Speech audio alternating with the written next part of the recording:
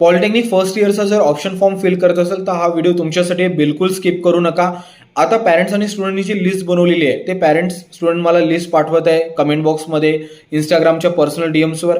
आणि जेव्हा मी त्यांच्या लिस्ट ऑब्झर्व केल्या ना, तुम्हाला एक गोष्ट खूप बघायला मिळत आहे की जी लिस्ट तुम्ही बनवली आहे ती फार कट टू कट आहे. म्हणजे फॉर एक्झाम्पल 85% आहे मुलाला, तर त्यांनी फक्त 84 किंवा 83% क्लोज झालेले ब्रँचेस किंवा क्लोज झालेले कॉलेजेसच ॲड केलेले आहे. तर माझं म्हणणं काय की तुम्ही अजून थोडंसं पुश करा आणि अजून थोडे सेफ कॉलेजेस ॲड करा. का बरं? कारण मेजॉरिटी ऑफ जी तुम्हाला कॉलेज अलॉटमेंट होणार आहे ते पहिल्याच कॅप राऊंडमध्ये होते. कॅप राऊंड 2-3 मध्ये मेजॉरिटी ऑफ टाइम्समध्ये नो चेंज किंवा नो अलॉटमेंट लिहून येतं. तर म्हणून पहिल्या कॅप राऊंडसाठी तुम्ही ड्रीम कॉलेजेस, टार्गेट कॉलेजेस आणि सेफ कॉलेजेस ॲड करा. आणि सेफ कॉलेजेसचा जो ऑर्डर आहे ते प्रॉपर ठेवा, कारण ऑफकोर्स कट ऑफ कमी येतं ते कॉलेज लागण्याची प्रोबॅबिलिटी जास्त असते.